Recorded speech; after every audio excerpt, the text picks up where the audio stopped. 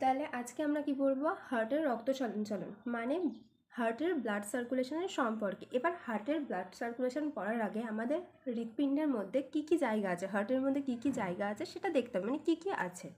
তাহলে কি কি আছে, ফার্স্টে চেম্বারের মধ্যে আমরা কি কি দেখতে পাচ্ছি, right atrium, right ventricular, left atrium, left ventricular. এছাড়া কি আছে, এছাড়া দুটো ভেন আর দুটো আর্টারি আছে।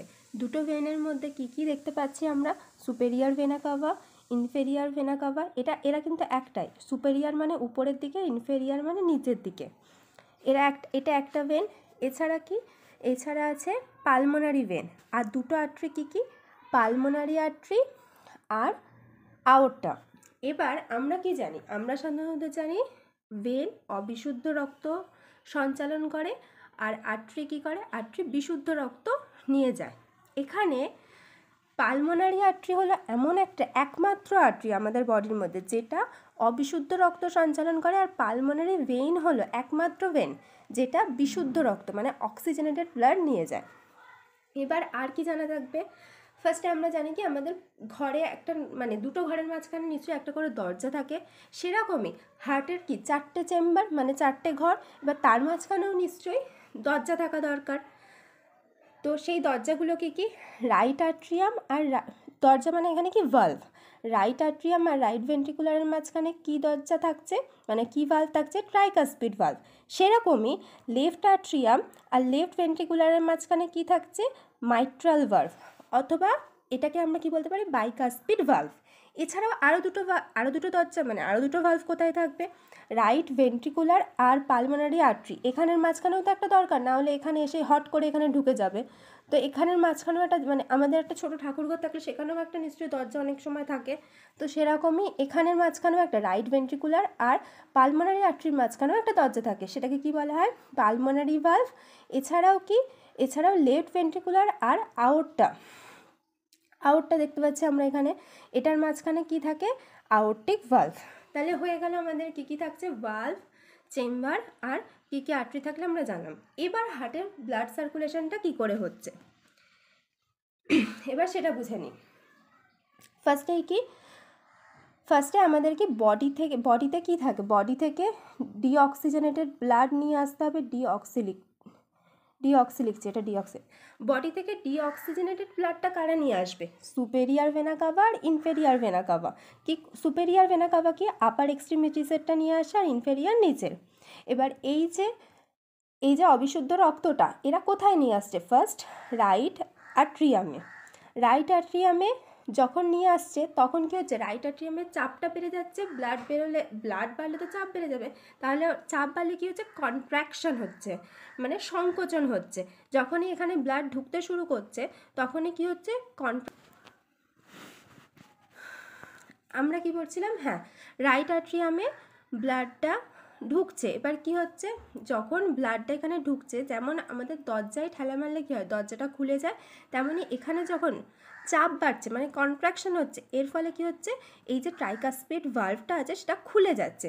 খুলে গিয়ে কি হচ্ছে, এই অবিশুদ্ধ রক্তটা রাইট ভেন্ট্রিকুলার চলে আসছে। এবার রাইট ভেন্ট্রিকুলার চলে এলে কি হবে, তখন এখানে রিল্যাক্স হয়ে যাচ্ছে, ঠিক আছে, এখানে আর কন্ট্রাকশন নেই।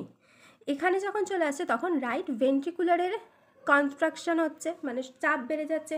তখন কি হচ্ছে, তখন এই যে পালমোনারি ভালভ এটা খুলে গিয়ে এই যে অবিশুদ্ধ রক্তটা পালমোনারি আর্টারিতে চলে যাচ্ছে।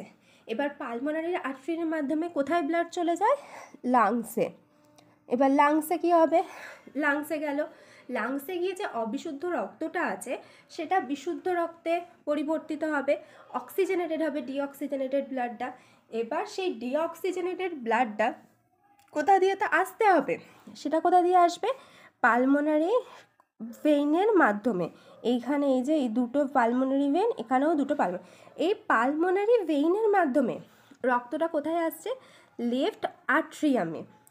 এবার লেফট আট্রিয়ামে চলে এলো, তখন এখানের কনস্ট্রাকশন বেড়ে গেল মানে চাপ সৃষ্টি হলো, বা চাপ দিলে আমরা কি বলেছি দরজা খুলে যাবে। তাহলে এটা হলো মাইট্রাল ভালভ অথবা বাইকাসপিড ভালভ। তাহলে এই যে এই ভালভটা খুলে গেলে এখানে কিন্তু আবার অক্সিজেনেটেড রক্ত চলে আসছে। এবার সেই অক্সিজেনেটেড রক্তটা লেফট ভেন্ট্রিকুলার চলে এলো। লেফট ভেন্ট্রিকুলার যখন আবার কনস্ট্রাকশন বেড়ে গেল, তখন এই আউটার ভালভের দরজাটা খুলে গেল, সেটার মাধ্যমে রক্তটা পুরো বডিতে ছড়িয়ে গেল। এটাই হলো আমাদের ব্লাড সার্কুলেশন। তাহলে আরেকবার পড়ে নিই। Superior vena CAVA, inferior vena cover দিয়ে ডিঅক্সিজেনেটেড ব্লাড রাইট আর্ট্রিয়ামে যাচ্ছে, রাইট আর্ট্রিয়ামে চাপ বেড়ে যাচ্ছে, এর ফলে ট্রাইকাসপিড ভালভ খুলে যাচ্ছে। এবার রক্ত তার জন্য কন্ট্রাকশনের জন্য রাইট ভেন্ট্রিকুলারে চলে যাচ্ছে, রাইট ভেন্ট্রিকুলারে চাপ বাড়ছে, এর ফলে কন্ট্রাকশন হচ্ছে, এর ফলে পালমোনারি ভালভ খুলে গিয়ে পালমোনারি আর্টারির মাধ্যমে লাংসে ডিঅক্সিজেনেটেড ব্লাড চলে যাচ্ছে। এবার লাংস এই ডিঅক্সিজেনেটেড ব্লাডটাকে মানে অবিশুদ্ধ রক্তকে বিশুদ্ধ রক্তে মানে অক্সিজেনেটেড ব্লাডে পরিবর্তন করছে। তখন লাংস থেকে পালমোনারি ভেইনের মাধ্যমে আমাদের লেফট আর্ট্রিয়ামে সেই রক্তটা চলে আসছে।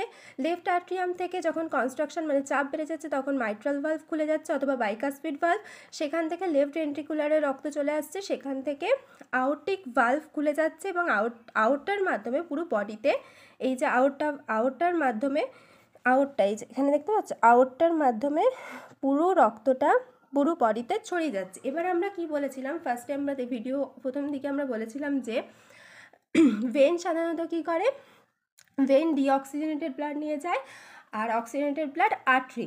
তাহলে এখানে দেখতে পাচ্ছ পালমোনারি আর্টারি হলো একমাত্র আর্টারি যে কী করছে, ডিঅক্সিজেনেটেড ব্লাডটা নিয়ে যাচ্ছে। আর পালমোনারি ভেন হলো এমন একটা ভেন যেটা অক্সিজেনেটেড ব্লাড নিয়ে আসছে। এটাই হলো আমাদের ব্লাড সার্কুলেশন। এবার যদি কোনো সমস্যা থাকে আমাকে বলো, আর যদি তোমরা আরও কোনো ডিটেলস ভিডিও চাও অন্য এরকম কোনো টপিকের ওপর আমাকে জানিও, আমি অবশ্যই চেষ্টা করব সেটা করার। তো ভালো লাগলে একটা লাইক এবং কমেন্ট করো, তোমাদের মতামত জানিও এবং সাবস্ক্রাইব করে দিও।